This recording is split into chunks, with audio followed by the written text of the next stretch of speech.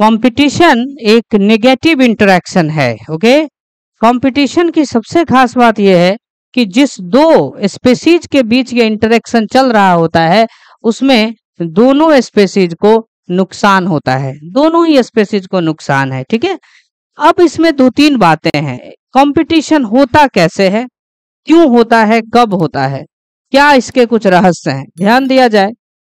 Competition, suppose करो कि NEET की एग्जाम हो रही है और 100 सीट है, ठीक है, और 80 बच्चे हैं, सबको आराम से सीट मिल जाएगा।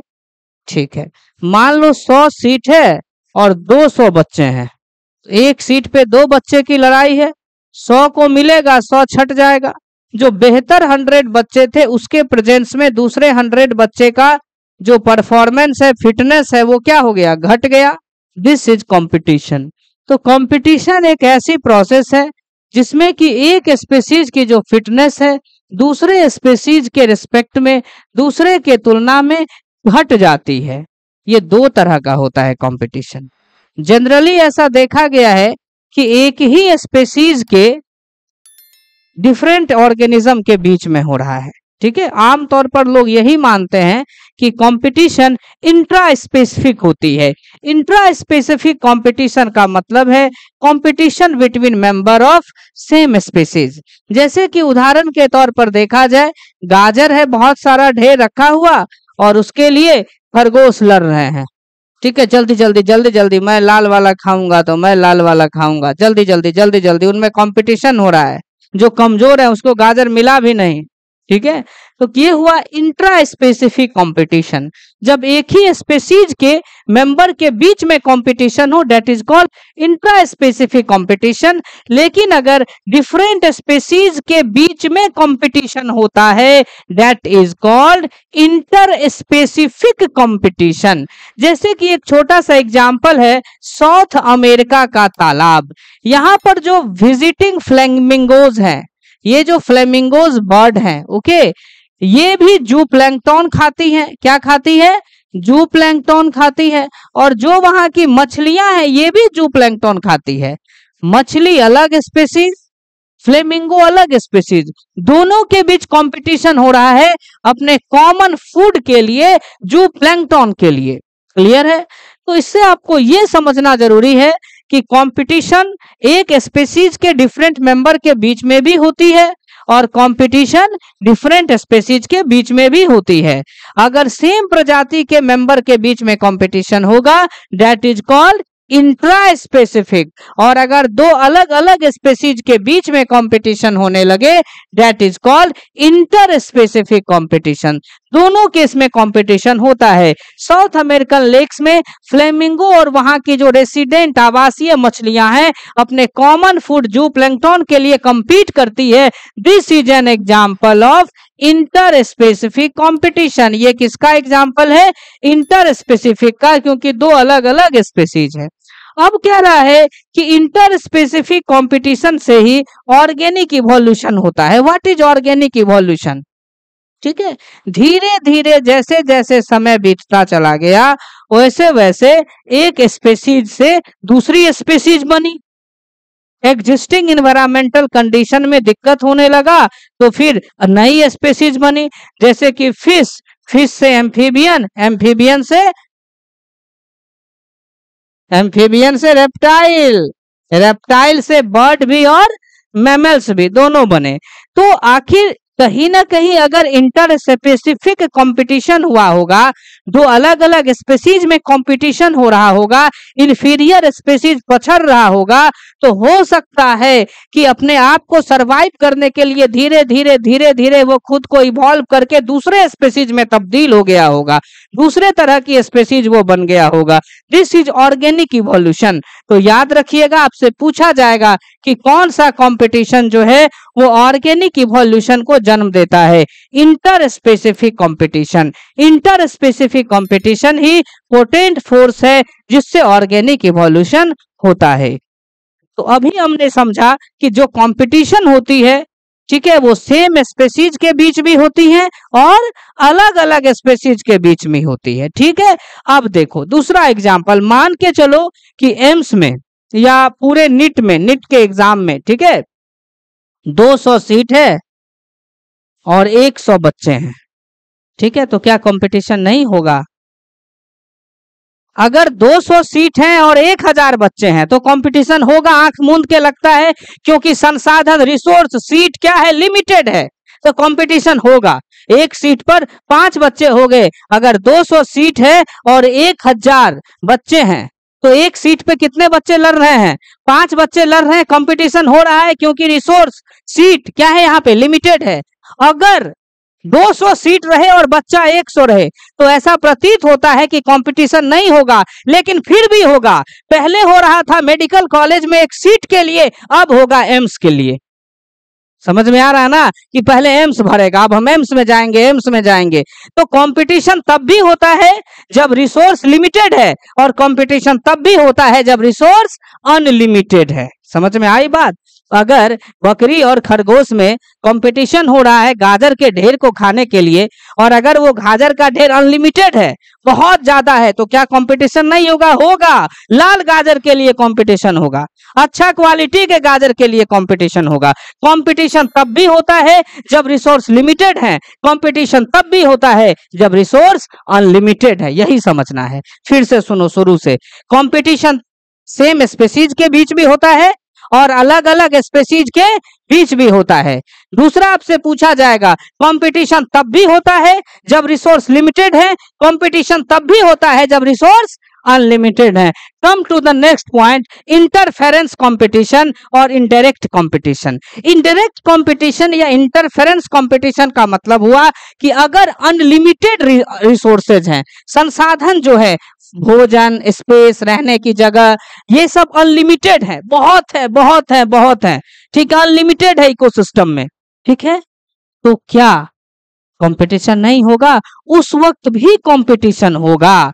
और जो सुपीरियर स्पीशीज है, ठीक है, वो इंफीरियर को भागने पे मजबूर कर देगा, वो इंफीरियर के फिटनेस को कम कर देगा। कैसे? देखो, the feeding efficiency of one species might be reduced due to the interfering and inhibitory presence of the other species even if resources are abundant. Resource abundant है, प्रचुर मात्रा में, अबंडेंट इंग्लिश का शब्द है जिसका मतलब वह प्रचुर मात्रा में है, ठीक है, फिर भी मान लो रैबिट है, मान लो टॉर्टोइज है, घास खा रही है टॉर्टोइज है, उधर से गाय आ गया तो कछुआ कहीं का रहेगा? गाय के घास खाने के स्पीड में सकेगा? कछुआ को वहां से भागना पड़ेगा। This is interference competition. Resource है अनलिमिटेड, लेकिन एक स्पीशीज के इंटरफेरेंस ने दूसरे स्पीशीज को वहां से भागने पर मजबूर कर दिया। This is interference competition. अब देखेंगे मजे की बात। एक एक्सपेरिमेंट आता है गॉस साहब का, साइंटिस्ट का नाम है गॉस। उन्होंने इकोलॉजी की दुनिया में बेहतरीन प्रयोग किया, और ये प्रयोग उन्होंने फील्ड में नहीं किया, प्रयोगशाला में किया। तो पहला क्वेश्चन, गॉस साहब का जो एक्सपेरिमेंट था, लेबोरेटरी एक्सपेरिमेंट था या फील्ड एक्सपेरिमेंट था? लेबोरेटरी एक्सपेरिमेंट था, ठीक है। उन्होंने लैब में एक एक्सपेरिमेंट किया। क्या किया उन्होंने, मैं बता देता हूं, आपके बुक में मेंशन नहीं है। उन्होंने 2 पैरामीशियम की स्पीशीज को लिया और कल्चर मीडियम में ग्रो कराया, अलग अलग सेपरेट कल्चर मीडियम में ग्रो करवाया। दोनों का जब पॉपुलेशन कर्व बनाया तो सेम बना, दोनों एकदम जम के ग्रो किया, दोनों की पॉपुलेशन डेंसिटी इंक्रीज हुई, सेम इंक्रीज हुई, एक जैसी, ठीक है। उसके बाद दोनों को एक कल्चर में डाला, एक ही साथ जब ग्रो कराया तो कल्चर में न्यूट्रिएंट मीडियम तो लिमिटेड है। अब एक स्पीशीज की जनसंख्या बहुत बढ़ गई और दूसरा धीरे धीरे धीरे धीरे कमते बहुत कम हो गया। क्यों? क्योंकि एक की कैपेसिटी, फीडिंग कैपेसिटी ज्यादा थी, वो खाता गया, न्यूट्रिशन का यूज करता गया और अपनी संख्या को बढ़ाता गया, और जो इंफीरियर स्पीशीज था वो सरवाइव नहीं कर पाया। तो याद रखिएगा, गॉस साहब ने लेबोरेटरी एक्सपेरिमेंट करके क्या कंफर्म किया था? इस एक्सपेरिमेंट से हमें यही कंफर्मेशन मिली थी कि जब रिसोर्सेज लिमिटेड होते हैं, जब रिसोर्स लिमिटेड होते हैं, तब क्या होता है, जो कंपटीशन में सुपीरियर स्पीशीज है वो इंफीरियर स्पीशीज को भागने पर मजबूर कर देगा, वो वहां से उसको एक्सटिंक्ट करा देगा, विलुप्त करा देगा। यानी कि 2 अलग अलग स्पीशीज अगर किसी एरिया में सेम रिसोर्स के लिए कंपीट कर रहे हैं। यहां पर क्या है, बाजार समिति एक इकोसिस्टम, तुम लोग क्या हो गए, टीचर के लिए रिसोर्स हो गए, सेम रिसोर्स के लिए सब कंपीट कर रहा है। जो सुपीरियर है वो टिका, जो इन्फीरियर है देखो बंद करके भाग रहा है ना एक एक करके। तो यही चीज है कि सेम रिसोर्स के लिए, लिमिटेड रिसोर्स के लिए कंपटीशन हो रही है। एग्जिस्टेंस किसकी होगी, जो उसमें ताकतवर होगा, जिसकी फीडिंग कैपेसिटी ज्यादा होगी। जो सुपीरियर होगा वो टिकेगा, जो इंफीरियर होगा वो भागेगा। तो यही कहा है कि दो species competing for the same limited resource, same limited resource के लिए दो स्पेसीज कंपीट कर रही है, वो एक साथ कोएग्जिस्ट नहीं कर सकता, वो एक साथ एग्जिस्टेंस में नहीं रह सकता, अस्तित्व में नहीं रह सकता। जो ताकतवर है, जो सुपीरियर है, वो कमजोर को, इंफीरियर को एलिमिनेट कर देगा, भागने पर मजबूर कर देगा। यह बात किसने साबित की थी, बोलो? गॉस ने। एक्सपेरिमेंट लैब में या फील्ड में? लैब में किया था। Done.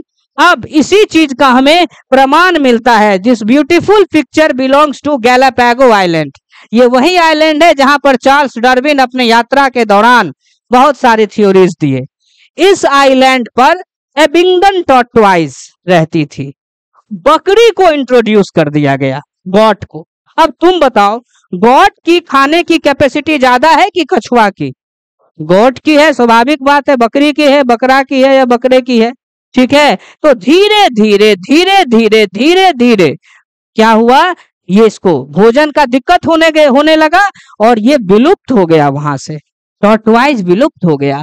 The Abingdon tortoise in Galapagos island became extinct within a decade after goat were introduced on the island।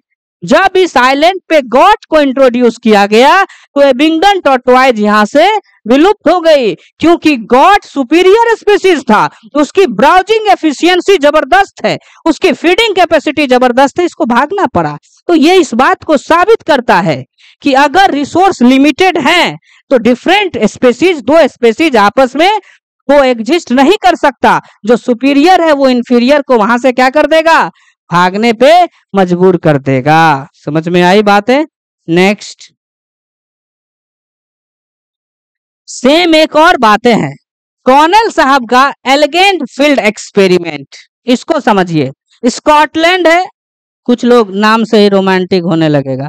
Scotland, Rocky C coast, समुद्री किनारा, पथरीला, वहां पर दो प्रकार के क्या रहते हैं, बार्नेकल्स। ठीक है, बार्नेकल्स अर्थोपोडा फाइलम के एनिमल हैं, प्राउन के इर्द गिर्द हैं ये। ठीक है, दो प्रकार के बार्नेकल्स हैं। बड़े वाले जो है डेट इज बालनस, और छोटे वाले जो है कैथेमेलस। ठीक है, दो तरह के बार्नेकल्स हैं, वहां पे तस्वीर आपके सामने है, ऐसे ही होते हैं वो जीव। ठीक है, तो बालनस बड़ा वाला था। ठीक है, तो क्या हुआ देखिए, showed that on the rocky sea coast of Scotland, the larger and competitively superior barnacle Balanus dominate the intertidal area। ये इस पूरे एरिया को डोमिनेट कर गया और धीरे धीरे धीरे धीरे छोटे वाले को, कैथेमेलस को, जो कि स्मॉलर था, जो क्या था, स्मॉलर बार्नकल थे, उसको ये भागने पर क्या किया, विवश कर दिया, मजबूर कर दिया। ठीक है, ये स्मॉलर थे और ये क्या था, लार्जर था, बड़ा था। तो ये भी इस बात को दर्शाता है कि अगर कंपटीशन हो रहा है, रिसोर्स लिमिटेड हैं, तो सुपीरियर स्पीसीज इंफीरियर को भागने पे विवश कर देगा, एलिमिनेट कर देगा, कोएग्जिस्ट नहीं करेगा। ठीक है, इतना पढ़िए, तो इतना पढ़िए नोट्स में।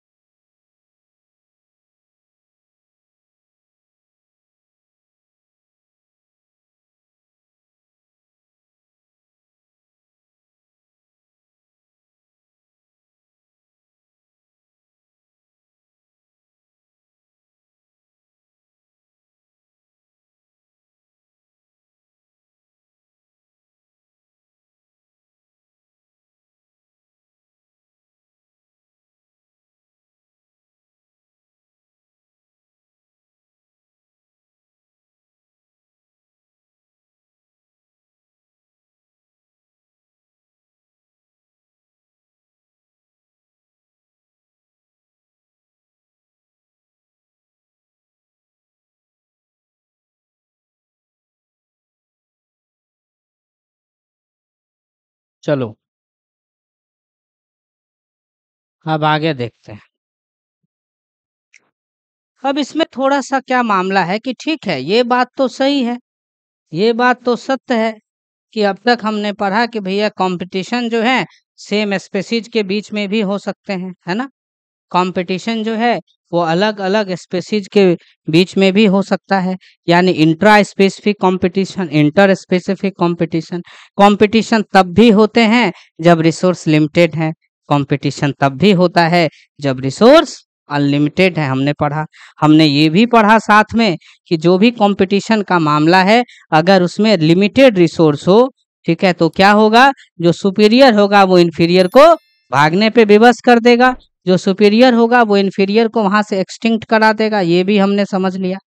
लेकिन नेचर में कई सारे एग्जाम्पल्स ऐसे भी देखे जाते हैं जहां ये बात सत्य साबित नहीं होती है। वहां पर क्या होता है, सपोज करो कि एक पेड़ है, ठीक है ना, उस पर डिफरेंट चिड़िया रह रही है, उसमें किसी की फीडिंग कैपेसिटी ज्यादा है, किसी की फीडिंग कैपेसिटी कम है, ठीक है। तो फिर क्या होगा, जो जिसकी फीडिंग कैपेसिटी ज्यादा है, कम वाले को वहां से एलिमिनेट कर देना चाहिए। लेकिन ऐसा नहीं है, सारी चिड़िया अस्तित्व में है, सारी सरवाइव कर रही है। कैसे? उन्होंने अपने खाने के तरीके में, फीडिंग पैटर्न में, फॉरेजिंग एक्टिविटी में बदलाव कर दिया। कुछ बोल रही है कि भैया एक काम करो, हम ना फल खा लेते हैं। कुछ बोल रही है कि ठीक है कोई बात नहीं, हम सीड खा लेंगे। उन्होंने क्या किया, अपना खाने का रिसोर्स का बंटवारा कर लिया, रिसोर्स का पार्टीशन कर लिया ना। कुछ फ्रूट खा के जिंदा है, कुछ सीड खा के जिंदा है, काहे को झगड़ा होगा, होगा ही नहीं, ठीक है।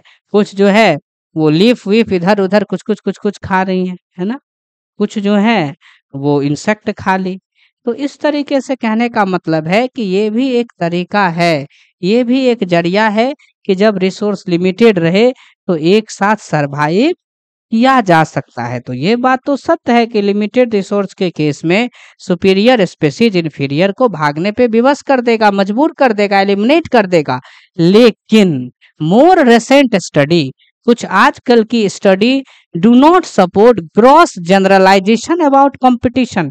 कंपटीशन के बारे में ये जो आम धारणा है उसको सपोर्ट नहीं करती है, जबकि while they do not rule out the occurrence of inter specific competition in nature. हाँ, ये सारी थ्योरीज इस बात को मानती है कि हाँ भाई, इंटर स्पेसिफिक कंपटीशन नेचर में हो रहा है। दे पॉइंट आउट, वो इस बात की तरफ इशारा करती है कि स्पेसीज फेसिंग कंपटीशन, जिस स्पेसीज में, प्रजाति में कंपटीशन हो रहा है, वो कुछ अलग मैकेनिज्म अपना करके, अलग तौर तरीका अपना करके जूनियर को या इन्फीरियर को एलिमिनेट नहीं करता है, वो एक साथ एग्जिस्ट करता है। इसका एक बेहतरीन एग्जाम्पल है रिसोर्स क्या बोलेंगे इसको, पार्टीशनिंग, रिसोर्स पार्टीशनिंग। इसका एक बेहतरीन एग्जाम्पल है, बेहतरीन तरीका है रिसोर्स पार्टीशनिंग, ठीक है, रिसोर्स को पार्टीशन कर लेना।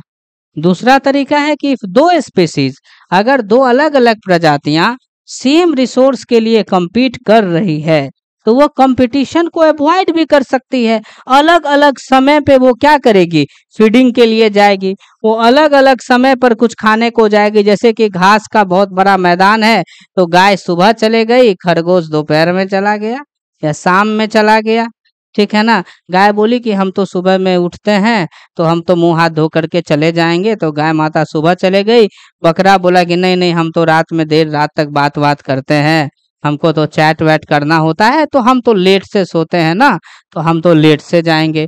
खरगोश बोला कि हमारा तो कोई है ही नहीं, तो एक काम करो, हम कभी भी चले जाएंगे, तुम लोग अपना मैनेज कर लो। तो कंपटीशन होगा ही नहीं, ठीक ना।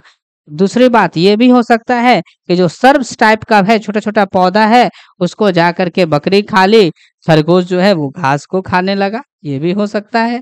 तो वो रिसोर्स का पार्टीशन भी कर लेती है, बंटवारा भी कर लेती है और डिफरेंट टाइम पर फीडिंग के लिए जाती है। इससे भी जो है देखा गया है कि कंपटीशन को आजकल स्पेसीज इग्नोर कर रही है, कंपटीशन होने नहीं दे रही है और वो कोएग्जिस्ट कर रही है। ब्यूटीफुल बर्ड, वार्बलर है ये, वार्बलर चिड़िया, ठीक है। ये जो वार्बलर चिड़िया है, मैकर्थर साहब ने इसके बारे में बड़ा दिलचस्प बात बताया कि देखो 5 प्रकार की वार्बलर जो है एक ट्री पे रहती है। 5 प्रकार की ये चिड़िया एक ट्री पे रहती है वार्बलर।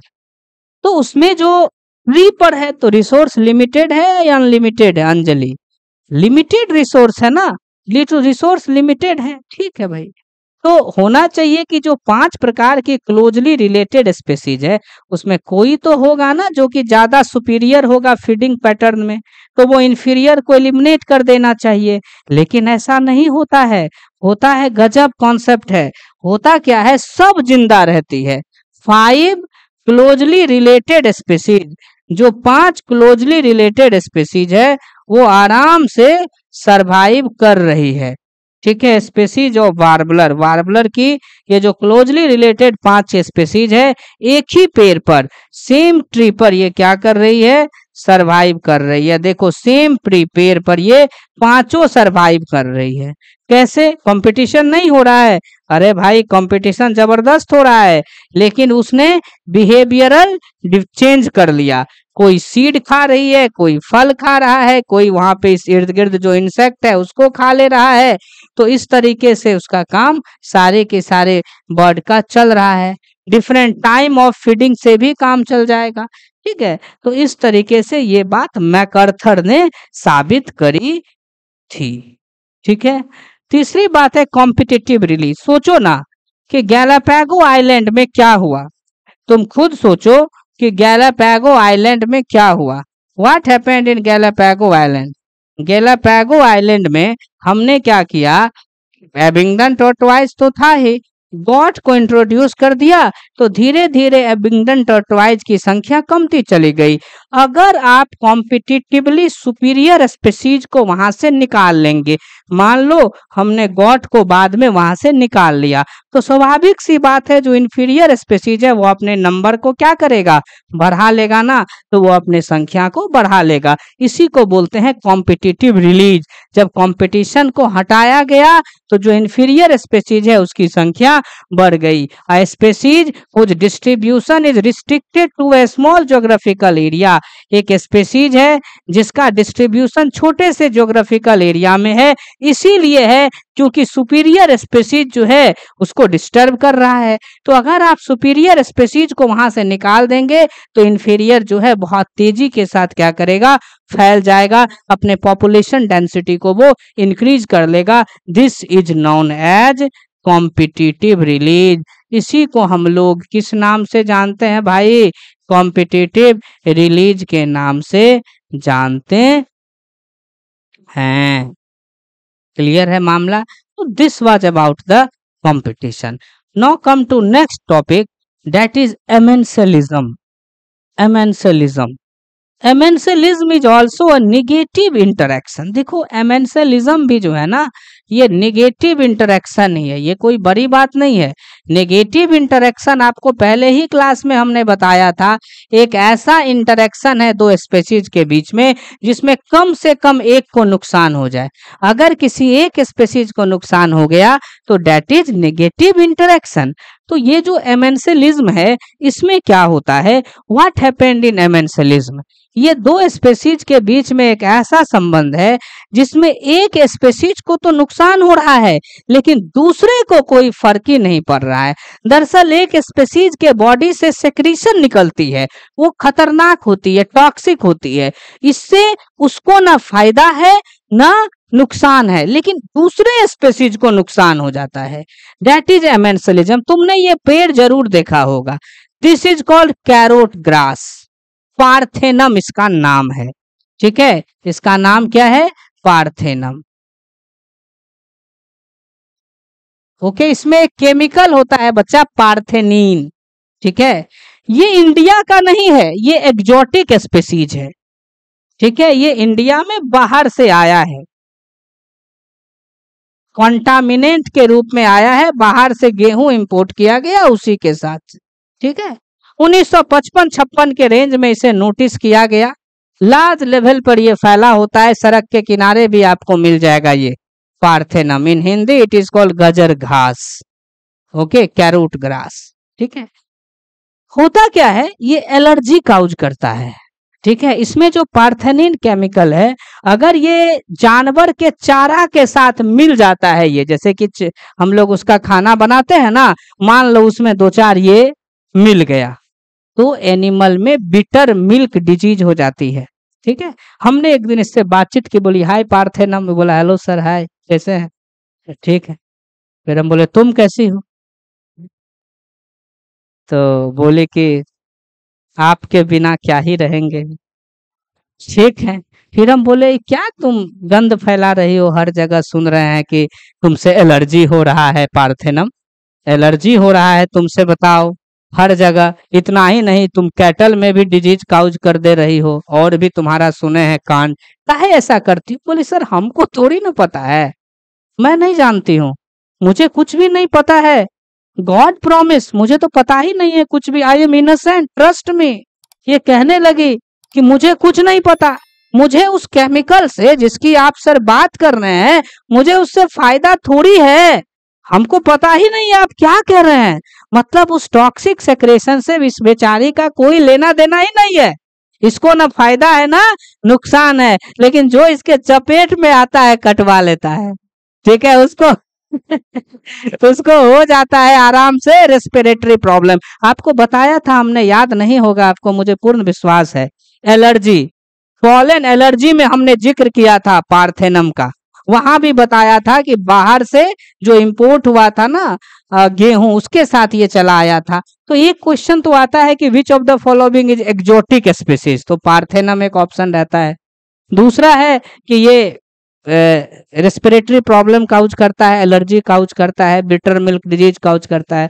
तो कहीं ना कहीं ये एक नेगेटिव इंटरेक्शन एमेंसलिज्म का एक बेहतर एग्जाम्पल है। दूसरा बड़ा ही खूबसूरत एग्जाम्पल है प्रोडक्शन ऑफ एंटीबायोटिक। एक फंजा है, ठीक है, जिसका नाम है पेनिसिलम नोटेटम। ठीक है, पेनिसिलम नोटेटम, उस फंजा के बॉडी से केमिकल निकली जो बैक्टीरिया को मारी। पहली बार उसी एंटीबायोटिक की डिस्कवरी हुई है। ठीक है, तो हमने इससे भी बात किया, बोला हेलो पेनिसिलम, हाय। बोले हाय सर, हाय हाय हाय कैसे हैं। हम बोले हम तो ठीक है, तुम बोलो, सब बढ़िया चल रहा है।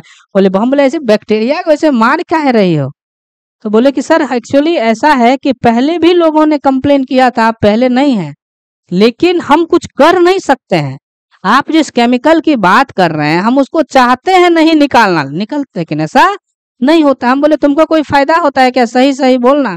बोली नहीं नहीं नहीं सर, हमको कोई फायदा नहीं है, हमको कोई नुकसान भी नहीं है, लेकिन पता नहीं काहे बैक्टीरिया मर जा रहा है। तो उस सेक्रीशन से जहां से एंटीबायोटिक का प्रोडक्शन होता है, उस स्पीसीज को कोई नफा नुकसान नहीं है, लेकिन अगला स्पीसीज, अगली बैक्टीरिया मर जा रही है। तो एंटीबायोटिक प्रोडक्शन जो है वो कौन से रिलेशन इंटरेक्शन के अंतर्गत आता है, इट कम्स अंडर एमेंसलिज्म। तो हमने आज कंपटीशन और एमेंसलिज्म पढ़ा। एक बार नट सेल में रिवीजन करो। कंपटीशन की अगर मैं बात करूं तो एक स्पीसीज के बीच में भी होगा, अलग अलग स्पीसीज के बीच में भी होगा, तब भी होगा जब रिसोर्स लिमिटेड है, तब भी होगा जब रिसोर्स अनलिमिटेड है। जब रिसोर्स लिमिटेड है तो ताकतवर जो होगा कमजोर को भगा देगा, सिर्फ सर्वोत्तम रह जाएगा। धीरे धीरे लोग देख रहे हो ना, फील्ड खाली कर रहा है, सब फील्ड खाली करेगा। दूसरा इसमें तरीका क्या है, दूसरा बात, 2-4 एग्जाम्पल है। एक तो गॉस साहब का एक्सपेरिमेंट याद करना है, दूसरा एबिंगडन टॉर्टवाइज और गॉट वाला, एक स्कॉटलैंड की पथरीली किनारा, ठीक है, वहां पे बड़ा वाला बालनस, छोटा वाला कैथेमेलस को भगा दिया था। ठीक है, तो ये सब आपको ध्यान में रखना है। ठीक है, और एमेंसलिज्म में एक को नुकसान, दूसरे को कोई फर्क नहीं। एक पार्थेनम याद रख लेना, इसमें पार्थेनिन सेक्रीट होता है, और दूसरा एंटीबायोटिक का प्रोडक्शन। ठीक है, इसको आप लिख लीजिए।